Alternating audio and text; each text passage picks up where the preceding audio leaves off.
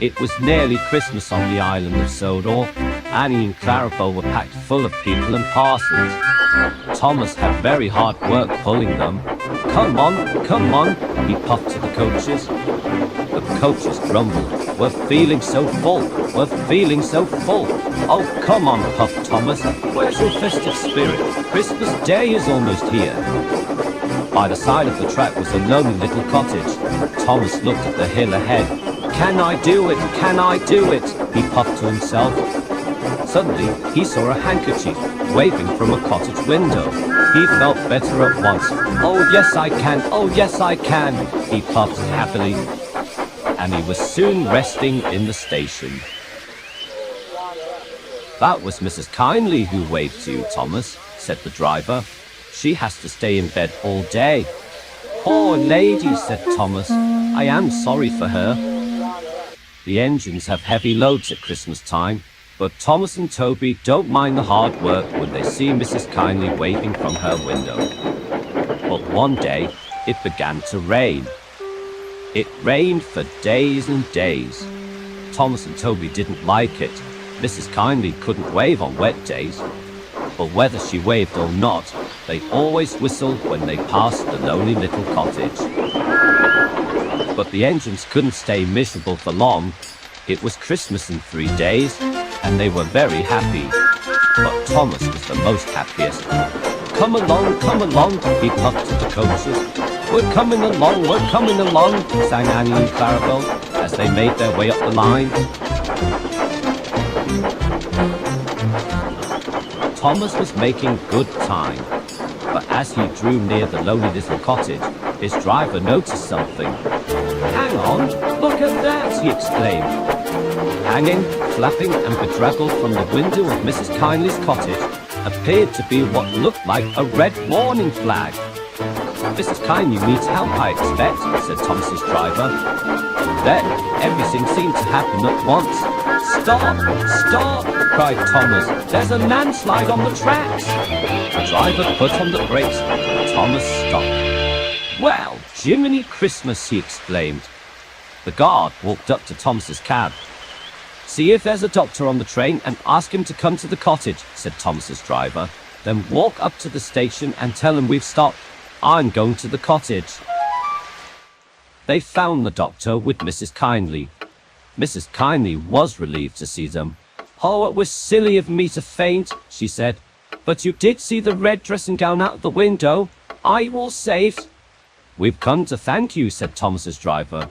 You know what, doctor? There's a landslide in the cutting. Mrs. Kyndley saw it from her window, and she stopped us. She saved our lives. They cleared the line by Christmas Day, and the sun shone as a special train arrived from the junction. First came Toby, then Thomas with Annie and Clarabel, and last, but still very pleased to come, was Henrietta. The engines whistled when they arrived at the lonely little cottage. Happy Christmas, Mrs. Kyndley! The fat controller was there, and lots of other people who came to say thank you. They got out of the train and walked up to the cottage. Thomas and Toby wished they could come too. Thomas's driver, fireman and guard all went up to give Mrs. Kyndley some presents, including a new dressing gown since her old one got spoilt in the rain. Mrs. Kyndley was pleased. Oh, you've all been very good to me, she said. Very good indeed. Mrs. Kyndley now lives in Bournemouth, getting better every day. And Thomas and Toby are looking forward to the time when they can welcome her home.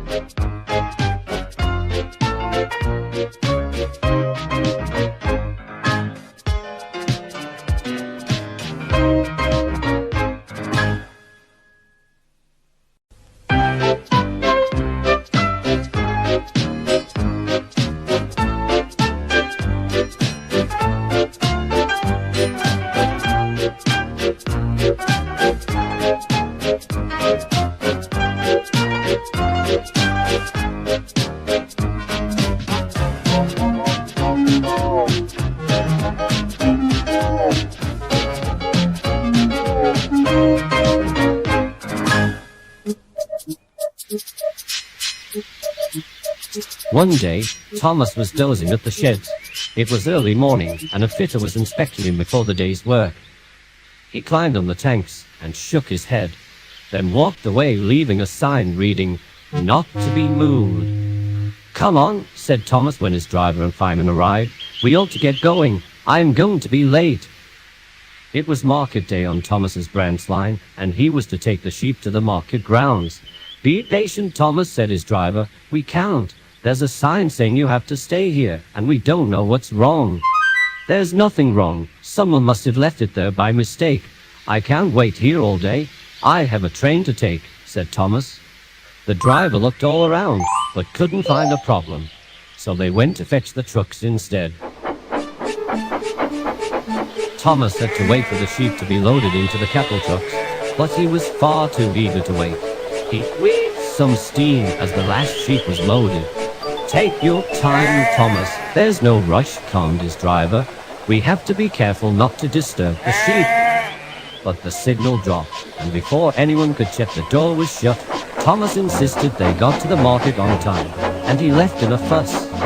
Come on, we can't be late, Thomas puffed. They rattled along the line and into the tunnel. Thomas had to whistle here, but today something very strange happened. "Bust my buffers," he said. "Something is funny about my whistle, but we can't stop to fix it though. The fat controller is expecting me to be on time." Bertie the bus was nearby when Thomas reached the next station. "Won't you look at this, Bertie?" boasted Thomas. "I'm in charge of taking the price sheep to market. I bet you're not doing that." "Oh, sorry, got to go. Really useful engines can't wait around, you know." Before Bertie could say anything, Thomas whistled and went on his way. This time it was shrill, like a farmer's whistle. The sheep in the van were confused. The door was not shut right, and some of them barged through and onto the platform. "Stop, Thomas, stop!" cried Bertie, but he was too late. Thomas was already whistling away into the distance. Thomas didn't stop until he reached a red signal close to the market. Some people were standing on the bridge nearby. "Beep, beep, beep," he whistled. "I hope you're all coming to see me at the market. Don't be late. I certainly won't be." Thomas was puffing away before the signal wouldn't even drop. He didn't realize that as he was whistling, some more sheep scrambled out of the trucks. At last, he bustled cheerfully into the market grounds, where the guard stepped down to check the sheep. Thomas was proud as his journey had gone so smoothly.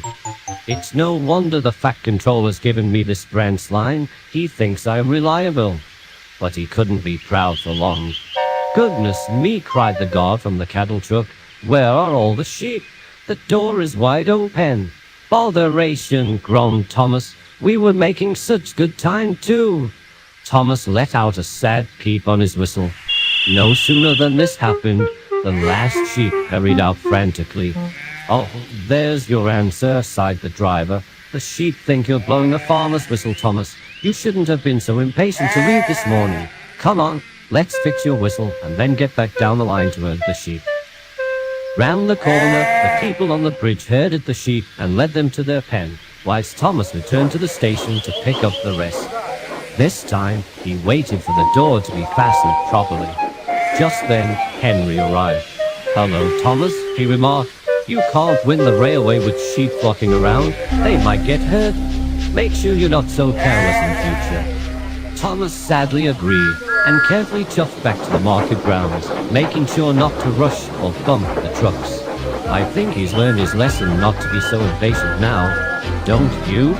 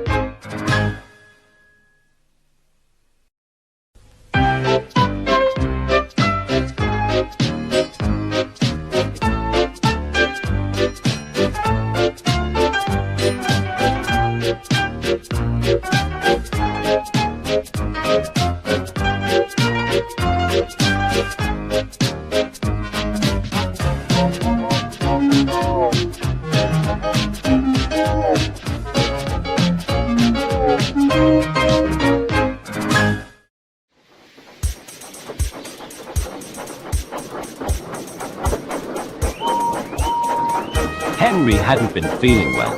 His small firebox didn't make enough heat, so he was often short of steam. He struggled valiantly on, but his trains were usually late. This made the other engines cross, but none more so than Thomas. One morning, Thomas wasn't at the junction. Henry was pleased with himself for being on time, but as the minutes ticked past, he grew impatient. Finally, Thomas puffed in. "Hope," snorted Henry. "So if I'm late, I'm a lazyboat, but you can just traipse in whenever you please?"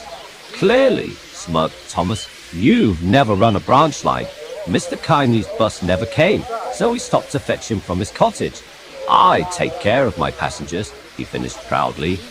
"Clearly, you've never ran on the main line," mocked Henry. "We can't just stop anywhere we please. We have timetables to keep to." "Oh yes," smiled Thomas sweetly. "And you always keep to time, don't you, Henry?" Thomas chortled away, leaving Henry in a cloud of steam. "I'll show him keeping to time," he snorted.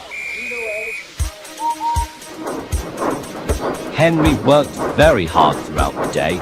His lack of steam proved bothersome, but he pushed on.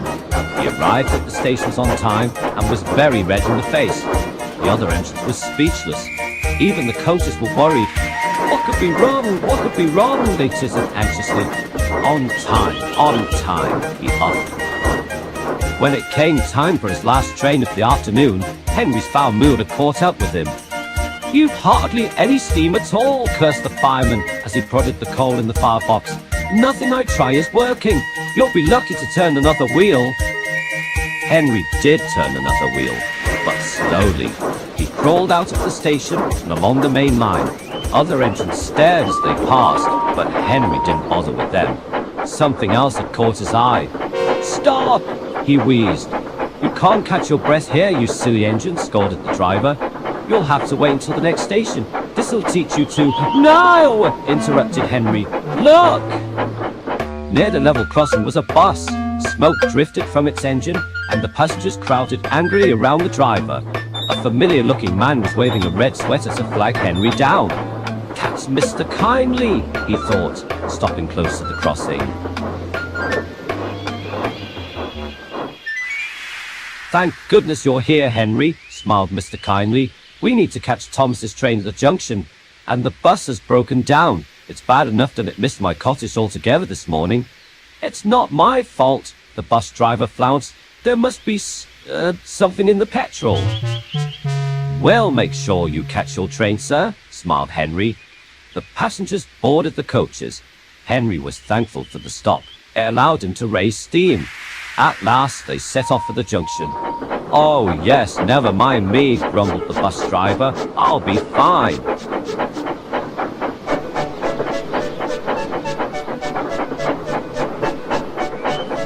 Soon, Henry steamed triumphantly into the junction. A fuming Thomas was waiting for him. 15 minutes late," he grumbled. "You're lucky that silly bus is late too. Otherwise, I'd have left your passengers behind." "Would you have now?" Thomas jumped. Mr. Kyndley had heard everything. "Henry rescued us from being stranded, but I doubt he'd be allowed down the branch line if you left us high and dry, and I hope you never do, or the Fat Controller will know about it." "Oh, yes, sir," blushed Thomas. "I'm sorry, sir." Mr. Kyndley boarded Annie without another word. Thomas said nothing. He just looked shamefully at his buffers. "I don't always keep to time," chuckled Henry, "but I always take care of my passengers. I didn't need a branch line to teach me that." Thomas said nothing. He knew he had been beat, so he scampered away from the junction as quickly as he could.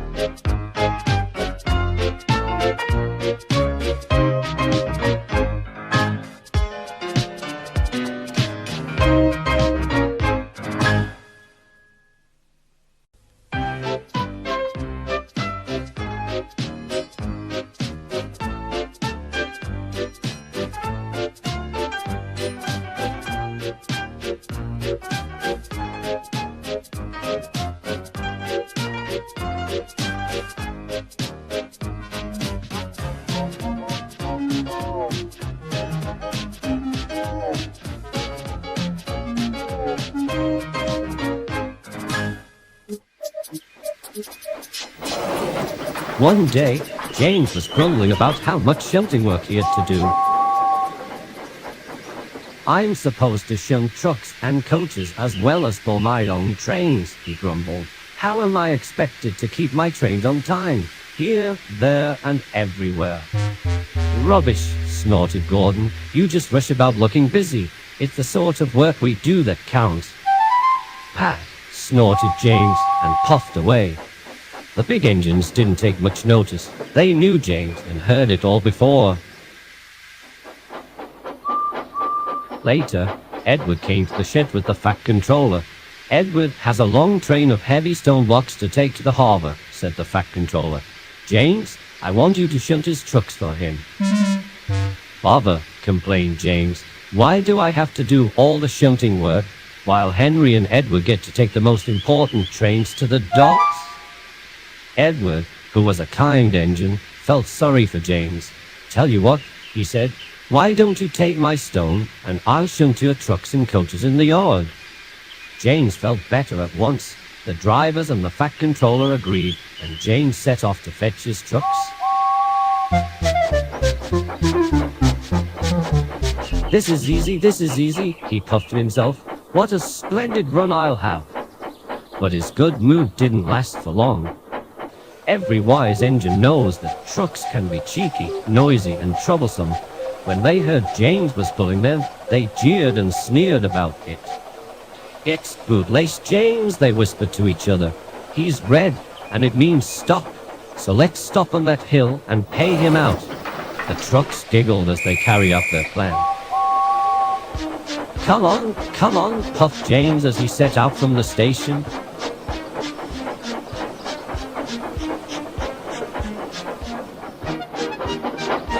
The trucks behaved well, and James was feeling very pleased with himself. Now stone is quite heavy, but the load was bad enough with the trucks making it worse. At some point, they tried slipping their brakes on. Then they would stop and a string of jerks ran along the train. They'll break a coupling if they're not careful, James said to himself. He was determined not to be beaten, until he reached the top of Gordon's hill. James always has to stop at the top of the hill to pin down his brakes. No sooner than he did that, when the truck's chance had come. Go on, laughed the trucks. They banged their buffers together and pushed James all the way down the hill. Help, cried James. I can't stop. The driver fought for control. Steady old boy, he called. The next station is up ahead. We must alert the signalman immediately. Whistling loudly, James raced past the signal box. The signalman saw everything and set the signals of danger. Then, shutting off steam and applying the brakes, the driver carefully slowed James down. When he had the trucks under control, James finally stopped, just outside the station. Phew, he sighed with relief. I don't understand how Edward is able to control these trucks.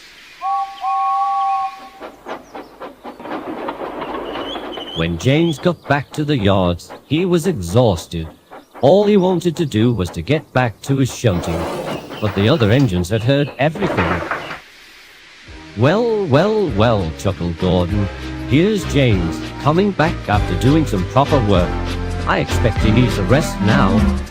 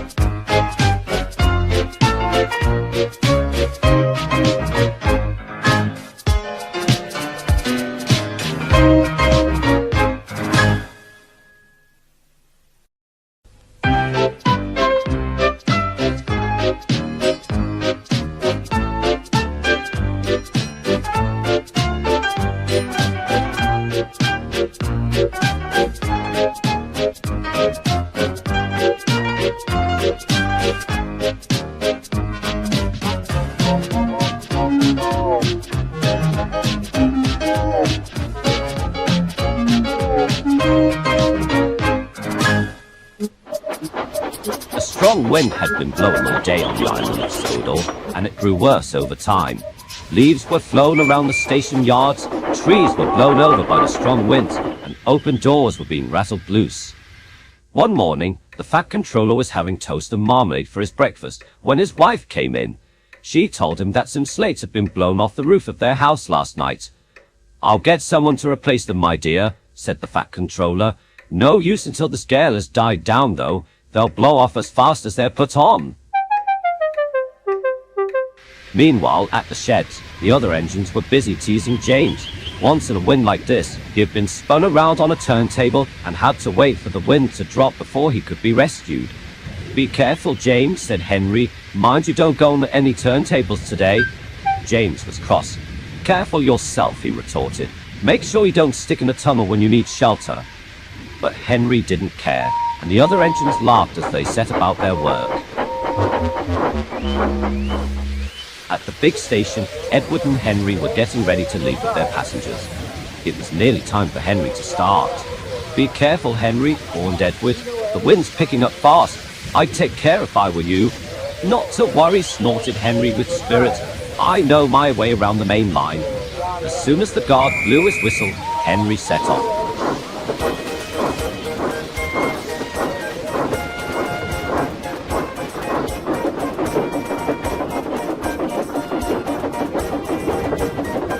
Since he had his rebuild approved, Henry had been performing much perfectly. People always came out to wave at him, and little boys took his number as he passed, in spite of the wind. Henry was glad that they were out and about, even in bad weather.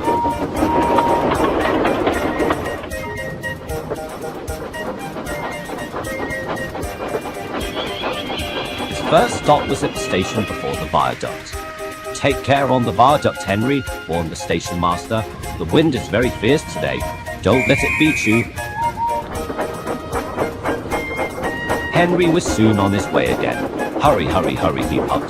"The wind's too cold, the wind's too cold," grumbled the coaches as they trundled along. But Henry was lucky.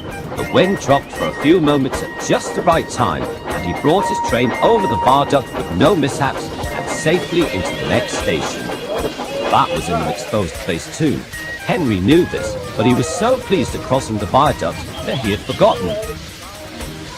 "Well done, Henry," said his driver. "Now we're running perfectly on time." "Fancy worrying about a little bit of wind," Henry said to himself. "Now I have no more stops until the last station. That's one in the buffers for James." But what Henry didn't know was that sometimes, in the most fiercest of winds, there can be trouble. Henry puffed cheerfully through the countryside. "Nothing's happened," he puffed. Steady and fast, clattered the coaches. "I'll show James who's good at pulling the express," Henry panted. What could go wrong? But as he rattled through the station, he noticed something that made him whistle shrilly in horror. 100 yards in front, a tree was suddenly uprooted and had crashed across the line. "Oh!" groaned Henry. "Stop!" His brakes came on hard. Closer and closer he came to the tree. His wheels skidded on the rails. Henry shut his eyes and waited for the crash. But nothing happened. When Henry opened his eyes, he saw he stopped with his buffers 6 inches from the fallen tree. He let off steam with relief as his guard came running to see what the matter was. "How did that happen?" asked the guard. "I don't know," replied Henry. "I presume it was the wind, but it was quite lucky I stopped in time. It could have been an accident." "It's quite good that you did," said his driver. "Come on, let's get back to the station and we'll tell the station master that the line is blocked."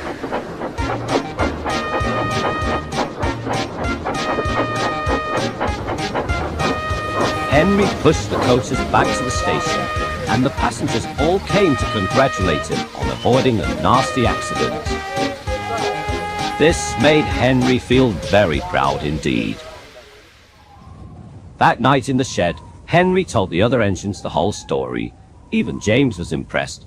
"Well done, Henry," said James. "Perhaps it is useful to be able to stick when you need to after all." And Henry, the green engine, had to agree.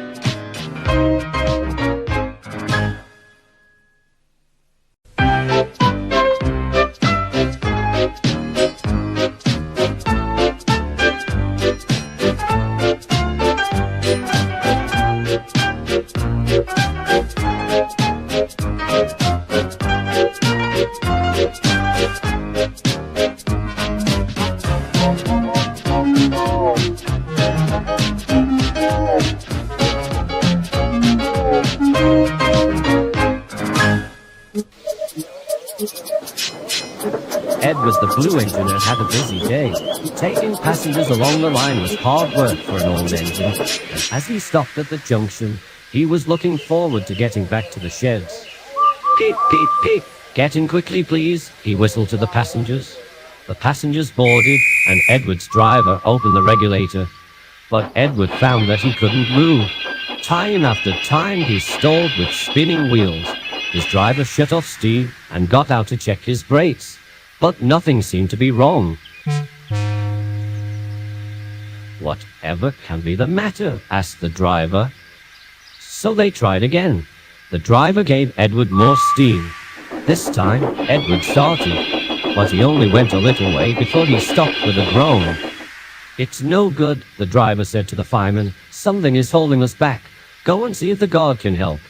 The fireman walked along the platform to the end of the train where the guard was standing. He looked anxious. What's wrong? Demanded the guard. We're going to be late. I reckon the brakes are seized on, said the fireman. Is yours off all right? It should be, said the guard, and tried to turn the handle. But the brake handle wouldn't move. The fireman helped, but they still couldn't turn it. So they called the driver, but it made no difference. The brake was stuck fast, so the crew gave up and went back to Edward's cab. We shall miss Henry's train at the junction if we can't start soon, said Edward anxiously. Let's give everything I've got and hope for the best. It'll be hard work, said his driver, but I'm sure you'll do your best. Rather doubtfully, Edward agreed. Come on, he puffed fiercely. We're trying, wailed the coaches. Smoke and steam poured from Edward's funnel, and slowly the train started to move. Once they were moving, things became easier, but Edward found that he couldn't go fast, however hard he tried. Oh dear, Edward groaned. I'm sure we shall miss Henry's train. Suddenly, there was a jerk, and everything seemed to become easier. Now we're moving, shouted Edward.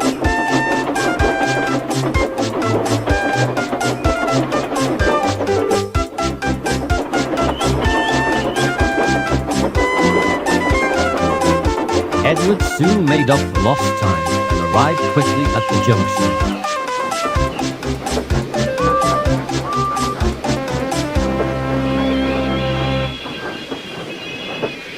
While the passengers exchanged to Henry's train, Edward's crew came to find out what was wrong with the guard's brake. When they returned, the guard held out his hand and showed Edward what appeared to be a broken nutshell. One tiny nut, he remarked. It must have broken and jammed itself against the brake so that we couldn't turn the handle. Then after we started, the brake itself broke so that we could move properly. Edward laughed. Well, he remarked. We should get that brake coat in the siding where it could be mended. Whoever thought that one little nut could cause so much trouble?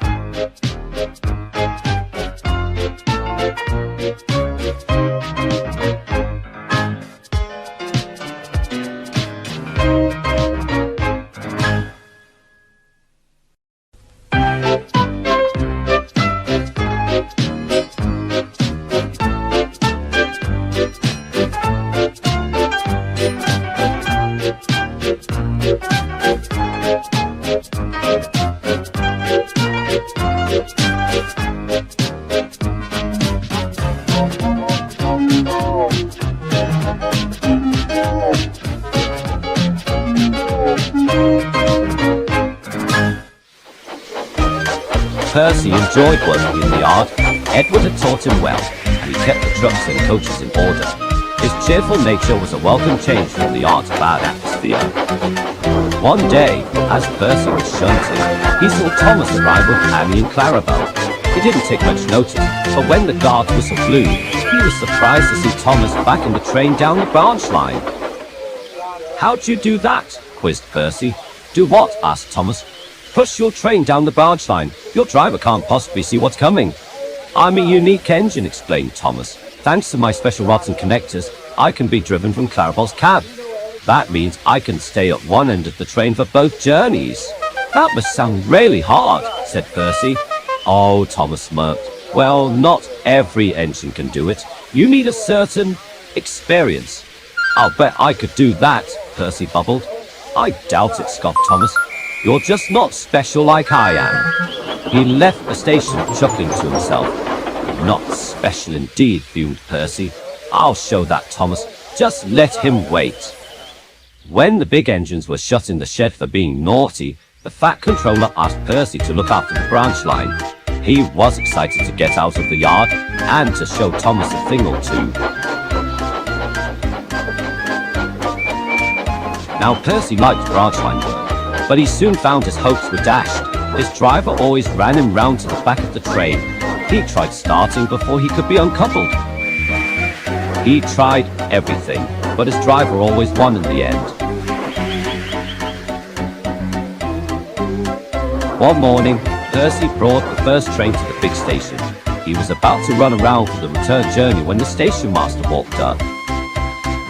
"Sorry," he said, "the points are acting up and we can't change them. You'll have to push the train, I'm afraid." Percy was ecstatic. Now's the time, he beamed. "Listen to me," said the driver sternly. "You're pushing this train no further than the first station, and I want no tricks when it's time to run me round back. Understood?" "Oh, yes, sir," gulped Percy. As the driver strode to the cab, Percy chuckled. "Unless," he whispered to Annie, "there's a points failure at the first station too." The fireman was anxious. "Do you think we'll manage?" "It's only a short distance," said the driver. "I doubt we'll have any trouble." Little did he know, a short distance was all the trouble needed. The guard blew his whistle and Percy puffed away. Percy was enjoying himself immensely. Look at me now, he laughed. "Not so unique now, aren't you, Thomas?" The driver was having a hard time seeing, and the guard kept a good watch of Clarabel. "Steady now," he fumed. But that's when the trouble appeared. A lorry had stalled on the level crossing. The driver grunted as he continued working on the lorry's engine. Then he glanced down the line. A train was fast approaching. "Stop! Stop!" he cried. Clarabel was frantic.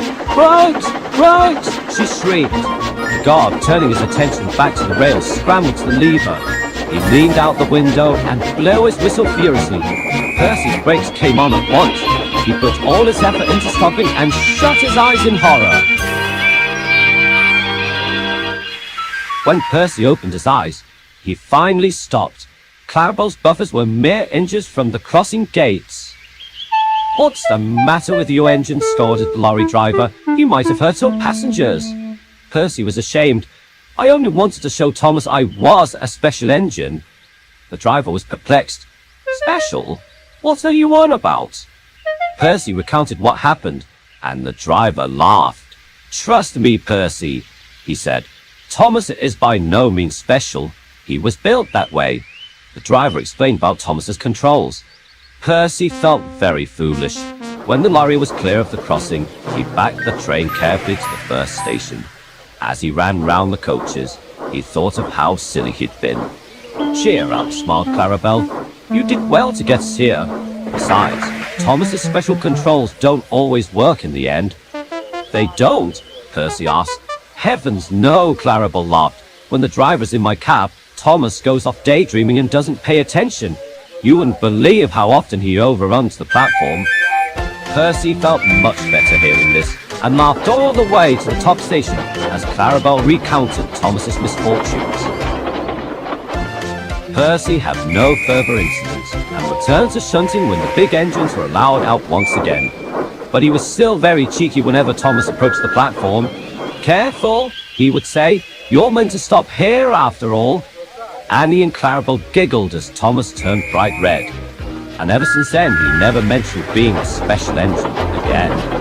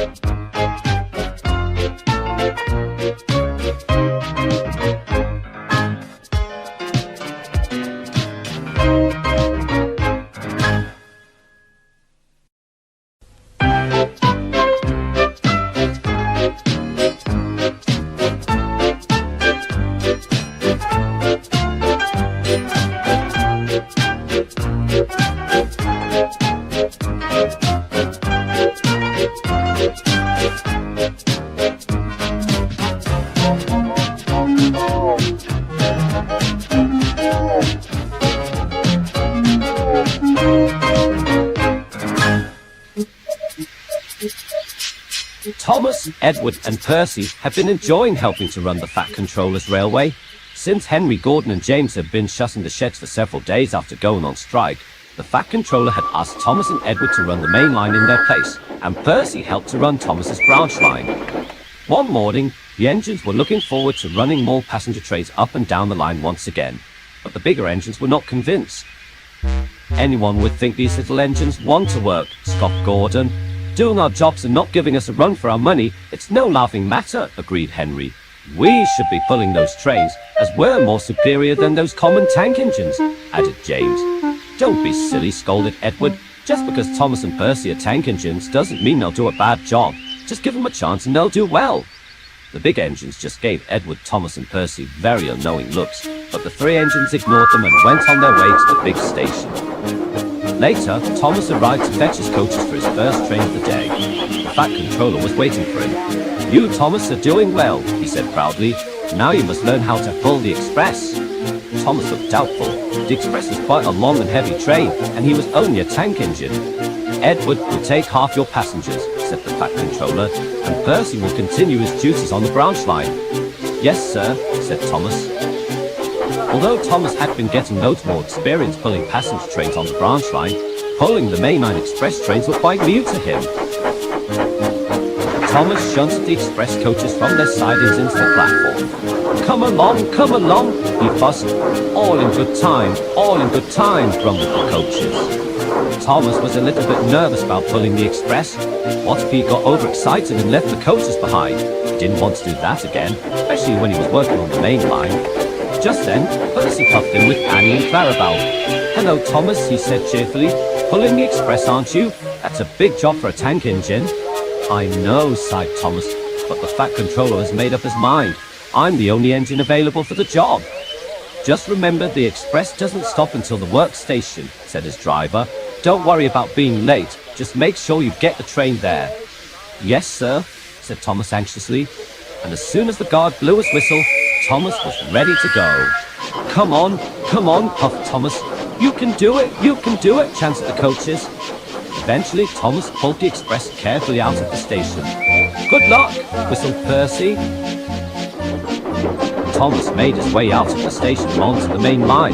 The coaches were heavy, but after a short while, Thomas found it more easier. I'm doing it, he puffed. Keep going, cheered the coaches. Thomas clattered along the line, but no matter how hard he puffed, the express seemed to get heavier and heavier, but he continued bravely on.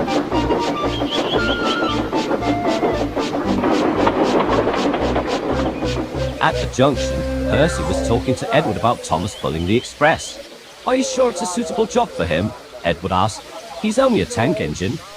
It's the Fat Controller's orders, said Percy, but I don't understand why the job should be given to him. You're more stronger than us, Edward. The express should be your job.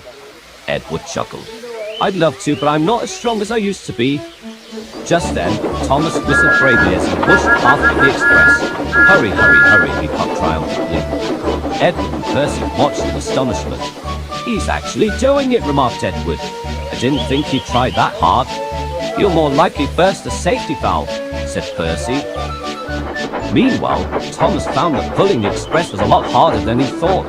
I'm used to pulling branch line coaches, he thought to himself. This train is very heavy. Thomas was so exhausted that he had to stop at the nearest station for a rest, and that gave him an idea. I know, he thought, I'll let off the passengers so they can look around.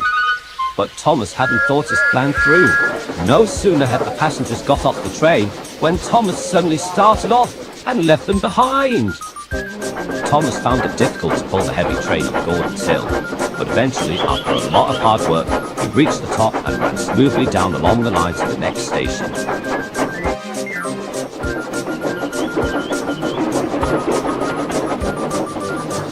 After a short rest, Thomas waited for a while before setting off for home.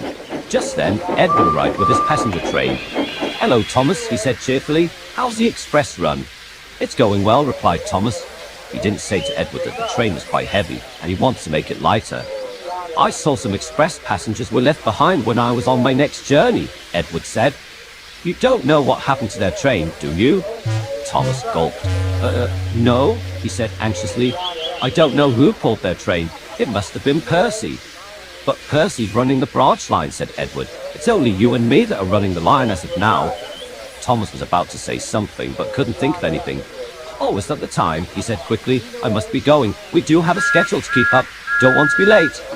And Thomas left the station before the guard had the chance to blow his whistle and wave his green flag. As soon as he cleared the platform, Edward noticed that a few more passengers had been left behind. He started to get suspicious. Thomas eventually arrived back at the junction. Percy was also there on his return journey. "Are you all right, Thomas?" he asked. "Never better," panted Thomas. "I seem to be getting the hang of it now." Percy looked doubtful. "Are you sure you're coping with the heavy train?" he said. "You can probably do with some help."